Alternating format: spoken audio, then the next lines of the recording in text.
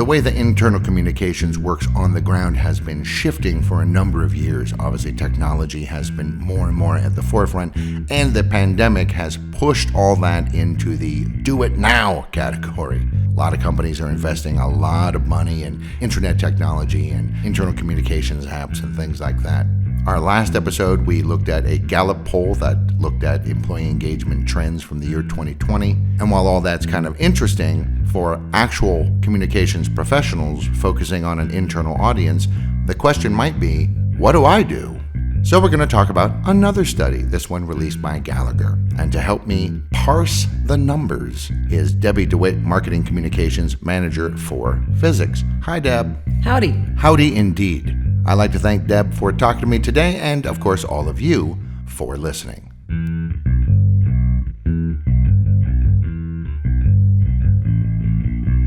This is digital signage done right.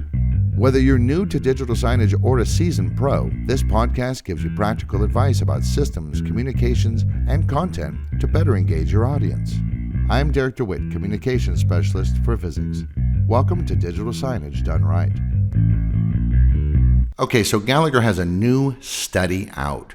The title's a bit of a mouthful. State of the Sector 2021, the definitive global survey of the internal communication and employee engagement landscape. It's 45 pages long. Data and insights from over 800 respondents who are all professional internal communicators from all over the world. Yeah, and it's a fantastic study. I'm kind of a stats nerd anyways, but this has a lot of really valuable information because it doesn't just present the statistics, but it actually gives a great analysis and even some tips. So I highly recommend you look at the study itself. Right. You can find a link to that in the transcript on the Visix webpage for this podcast episode. In the business world, we've got an awful lot of acronyms. So we've got two more we're going to toss around. Internal communications, which is IC, and employee experience, which is EX. Yeah, employee experience is the latest buzzword. You know, it's not brand new. A lot of people have been using it for a couple of years, but it's really coming into its own now. And these two things are being tied very closely together. I've mentioned this before, but IC, internal communications, is working more hand in hand with HR. Mm-hmm. And also, what's fantastic is they're getting more of a voice in strategic operations. And it may not mean that they're weighing in on products or,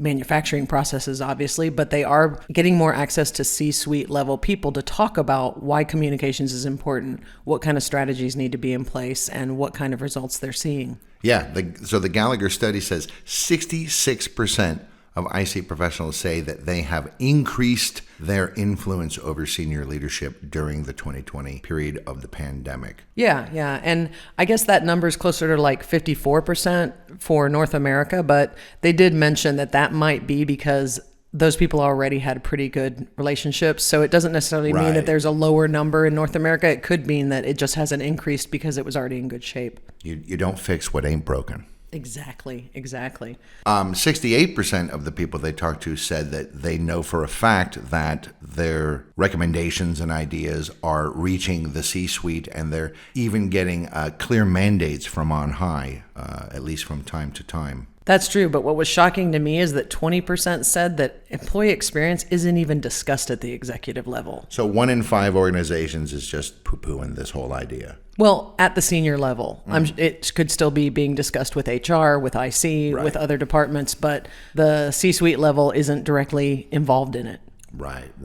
The study goes on to say 37% of the people they spoke to said that there are plans in place for new information and collaboration tools. And yet, 27% of them said there's no clear strategy for handling digital technology as part of the employee experience. It almost seems to me like it's, I guess we need to get all this digital stuff. I don't know how it works. Well, maybe not that basic, but yeah, the digital experience, another nice, I'm sure we'll be saying DX. DX, yeah, exactly. Soon. Yeah. But the digital experience is very different than the in-office experience. And you're right. In the face of the pandemic, the priority was, hey, IT, get these people set up, make sure their work from home is, able to reach our servers, make sure they have Teams or whatever other collaborative platforms they need. What we're going to see, hopefully, is a shift to budgeting for services as well as the tech. And the services meaning training for your employees. It doesn't do any good to have all of these tools if they're only using the top level. I happen to be a Photoshop user. Right. I use probably 5% of the capabilities of Photoshop. It works for me. It's what I need. But Photoshop, or me working with Photoshop, is not critical to employee experience and engagement and the success of my organization. So when you have digital tools in place, but you don't actually have a plan in place on how to roll out that experience, make sure people understand the value of it, why they need to use it, how they need to use it, and then measure the employee's response to it. Are they happy with it? Are they satisfied with it? Are you using 4 different platforms because in emergency mode you rolled out multiple things? You're using Zoom for video conferencing, Teams for chat, intranet for this and this. This is now the point, I think, going forward, that we're going to see people collapsing into the most efficient and effective tools that employees have said they like using. Right. So when looking ahead to the rest of this year, 49% of the people they spoke to said that their focus for engagement of their teams is about values, strategy, and purpose. 41% said that they wanted to improve their overall communication strategy and the tone of voice that they're using to communicate. And 40% said they wanted to improve digital and or social channels. So that's all in the 40s. Yeah. And I mean, really engaging teams around purpose, strategy, and values. That's basically we're reworking our mission statement. Right. The second one is we're reworking our IC plan. And then the third one is we're looking at ways to get it out there digitally. Now, in North America, it was slightly different. Without worrying about the numbers, they are definitely still focusing on purpose, strategy, and values, or the mission statement. They are looking at improving digital and social channels, but the number one priority was actually measuring the impact of their new plans, their new mission, and these new tools. Right. Is this working? If so, we keep it. If not, we change it. Exactly, which I'm a huge fan of. We talk about ROI measurement all the time. So they're really focused on, great, we've put these things out there or we have these plans in place, but are they working? In previous podcasts, we've spoken with other people who have mentioned that obviously diversity and inclusion is very important to today's workforce. Coming across as authentic is important. Having even user-generated content is something that more and more places are starting to play with. We're starting to go into subscription models for communications and maybe sort of a smorgasbord approach to I want this one, but not that one. I want this one, but not that one, and so on. And this whole sort of integrated omnichannel data-driven framework that's becoming sort of the comprehensive way to do all this. Yeah, these are all huge trends, and they're not just for, say, 2021. This is long-term planning. Everybody knows that transparency, authenticity, DEI, diversity, equity, and inclusion are all large topics that employees... Another acronym. Yeah, employees care about this stuff. And, the user-generated content and letting employees choose how they're communicated with and how they communicate with each other, those are both basically giving people their own agency when it comes to communications. And you mentioned, omni-channel frameworks, data-driven, this is the tech side. But again, we're talking about, do you have a plan for how you roll those out, how you onboard these processes and technologies and actually measure the results? And another trend that came up that I thought was interesting is experiential communications. This is striving to engage all of the senses. Now, that may sound odd. Smell? Yeah, sometimes. I mean, we have a blog actually about how you can... I know, I wrote it. I know how you can address those senses. But what it is this is where storytelling comes in. For communications, this is where being able to talk to a screen, being able to touch a screen, interact with things. So this is very about interacting. Sometimes it can be as simple as, instead of using that Shutterstock photo, you come up with photos that actually evoke the sense of smell. Like a nice hot cup of coffee. Correct. Right? Really high quality, high def. You almost smell it just looking at that picture. Right. You do things like that, things that can evoke smell or taste, even just in imagery. You use textures, in the imagery. So it's appealing to all the senses because the whole idea is to draw the recipient into it more. So this is really, we're talking about digital communications, being able to think past just a lot of text and maybe some clip art. Yeah, for sure. I think that's really interesting, obviously, because I wrote that blog. But, for a long time now, there's been this push for, let's do 3D. That's how we're going to get people to come in and grab them and make them feel like they're part of the experience. And it's never really taken off because the technology is not good. And maybe this is the answer to that. Well, it's that. And I think in the future, we're going to see more AR, more VR. Oh, for sure. There's no reason your training can't happen with a VR headset on where people are all actually in the same room being trained on something, where they feel physically like they're all together, things like that. Even though they're not, even though they're right. different continents. Yeah, they're all at their desks at home, but using AR and VR, things like that, we're going to be able to expand on the experiential side of communications. That's very interesting. And I think as that expands, like right now, it may just seem like it's a party trick. As it gets adapted more and used more, I think we'll begin to see more and more possibilities open up as people become accustomed to it. They'll start going, oh, well, if this is the situation, then we can also do this and this and this and this. It's going to just change the way that we do things. 50 years from now, it'll be normal. And we'll go, really? Did you just look at screens once? That's weird. 50 years from now, it will be unrecognizable, is my guess. Computer-brain interface. That's all I'm going to say. Well, some of the things that were in this study, I don't have the stats in front of me, but they also talked about there is increasing use of AI because even chatbots are considered AI. Oh, sure. So I think what we're looking at is, we all know that technology develops at a faster and faster pace, and we're going to use that technology as it becomes available. And so this is one of the reasons that you're actually seeing more of a focus on short-term planning than long-term planning, because I think COVID taught us all that the best laid plans, ...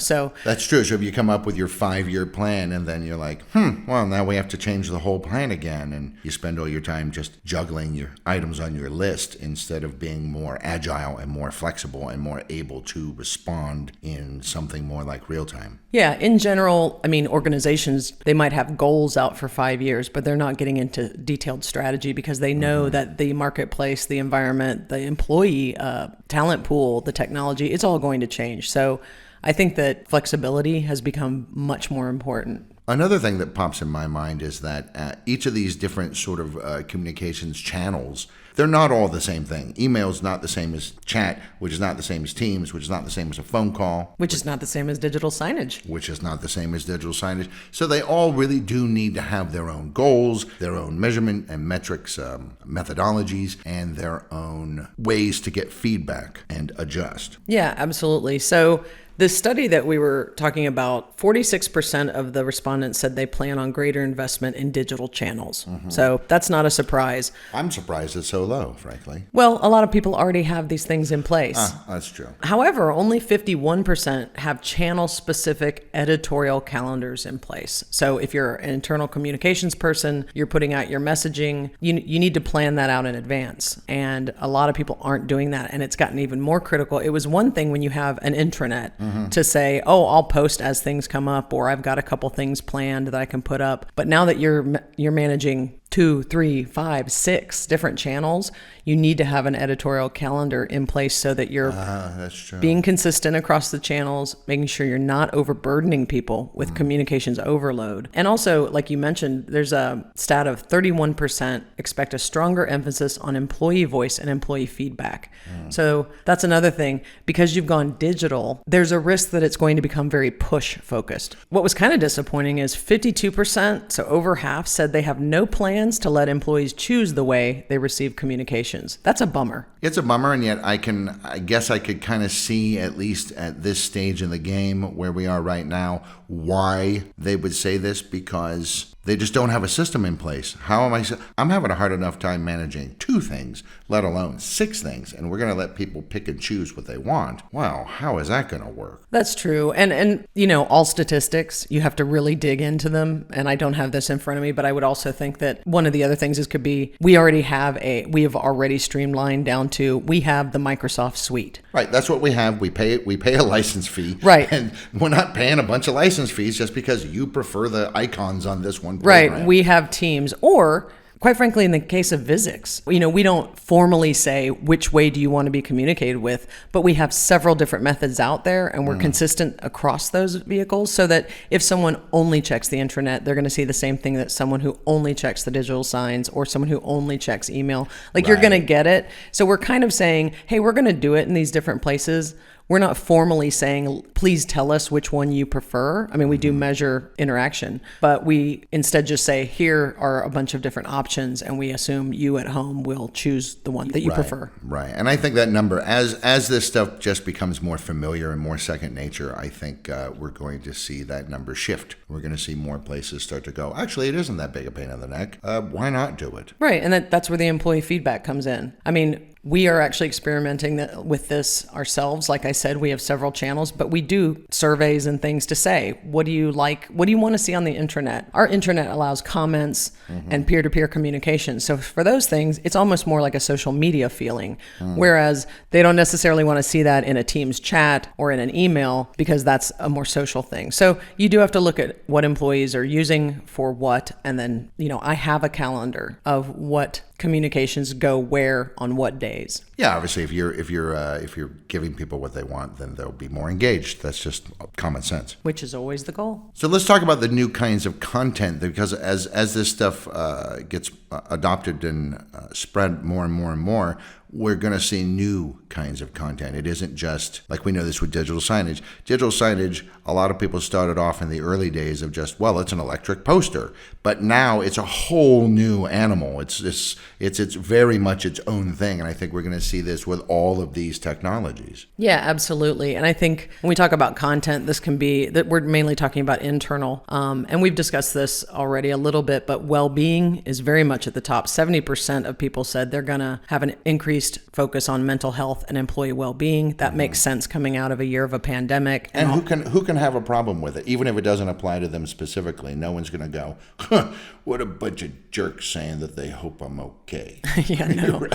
DEI, again, diversity, equity, and inclusion. HR is very focused on this. IC is helping that effort. There's also concentration on the new ways of working. We've talked about this. It's not just technology. It's everything from... And that's a moving target. I mean, it's changing. Things are being adapted. Things are changing. New people are coming up with new ideas. Yeah, absolutely. Is it, hey, we've decided we're only going to have one long meeting every 2 weeks, or are we going to do 5-minute meetings 3 times a week? Right. It's how late should you be sending emails to your workforce? Or if you've got, say, like an app on your phone like Teams or something, how late should you be sending a question to someone? It's developing all of these policies and onboarding the technology and processes that you're going to need going forward. And I thought really interesting was that 47% of them said they see a need for increased leadership visibility. So this is getting your C-suite on video conferences, in messages. Like by visibility, you mean actually seeing them? Yeah.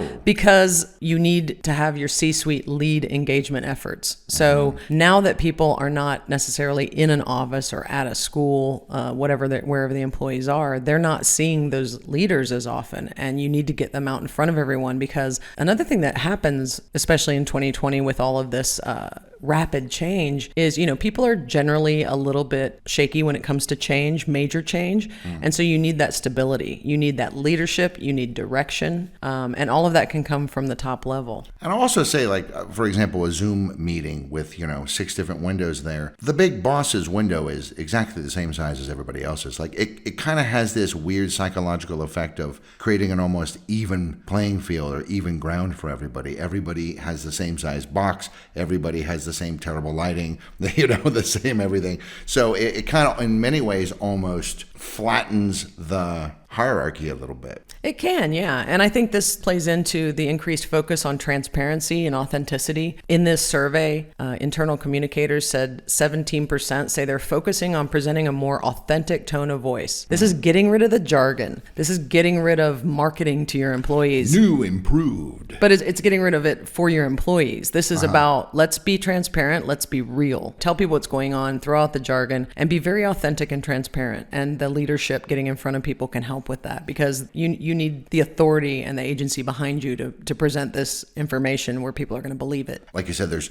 information coming at me now from a number of different directions, a number of different channels. And by focusing on being a bit more authentic, throwing out the jargon, as you said, it actually is a more efficient way to communicate. Because if I get a communication that I have to now stop and parse, what are they trying to tell me? They're just throwing out this HR speak or what is gobbledygook at me. This is a problem, and you're not being very effective as a communicator. Whereas if you just say, this is it, this is the thing, this is why you should care about it, here's how you do it. Boom, thanks for being so clean and clear.